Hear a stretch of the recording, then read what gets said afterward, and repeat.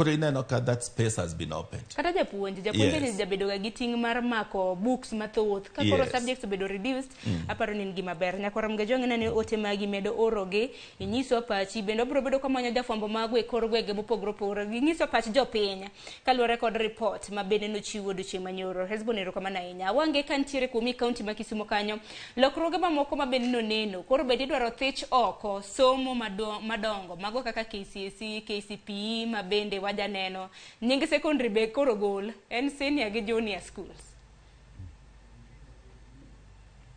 Awinjo da pachi kotende kod wach makamano. Wach mar KCPE gi KCSE nosega kelo shida maduong' e Kenya kae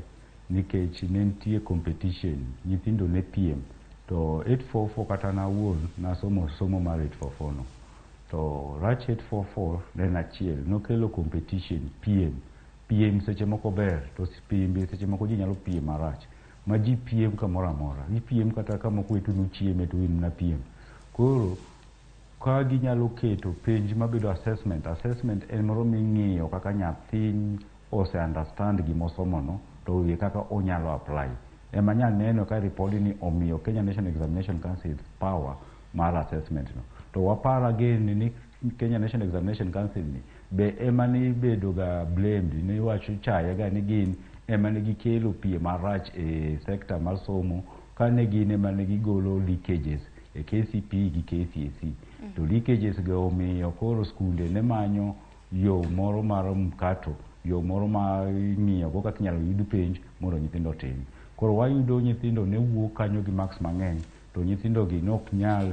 dhi mbele gi courses monego ni timogi koro waparo ni changes motim maber gi gimiyo teko gimiluongo ni TVET then gigocho ni jopuonj mapuonjo e universities kaka mane lok mbalariany kaka Kenya Polytechnic gi Mombasa Polytechnic kane ok qualify puonjo kanyo ibiro duoke sector mono mae dhi konyowa mondo wayud jopuonj e secondary school kae ma osebet ka itiyo godo e secondary kocha to ker mar piny William Ruto nyopakre ni osendiko jopuonj mano be wayiego ni jopuonj nyondiko to kata kamano reduction of subjects ka subjects go duok piny e JSS kata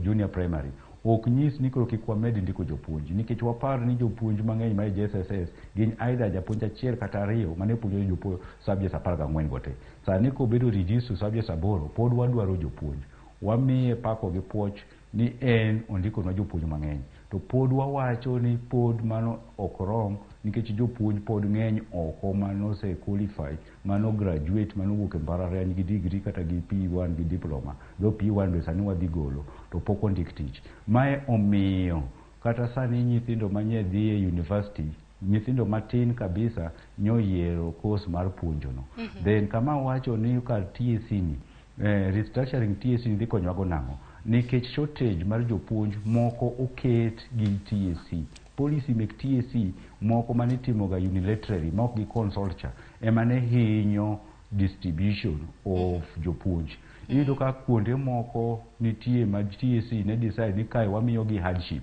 koro mo mar hardship allowance cha ne konyo miyo jopuonj duto dwaro puonjo e area no then nitie kuonde moko mane yudo ni miyo gi enhanced tier house allowance koro iyudo kuonde moko yud house allowance jopuonj ne nyokie koro iyudo ka skunde moko man gi city allowance jopuonj ne ng'enye koro wadwaro notim harmonization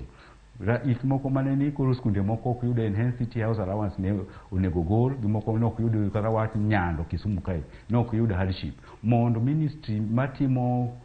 motimo inspection otim inspections gi to tim recommendations mondo apart from ndiko jopuonj wabet gi redistribution of teachers moro ma jopuonj koro kere maber ok ni skul achiel nigi jopuonj mang'eny kata area achiel nigi jopuonj mang'eny moloyo area moko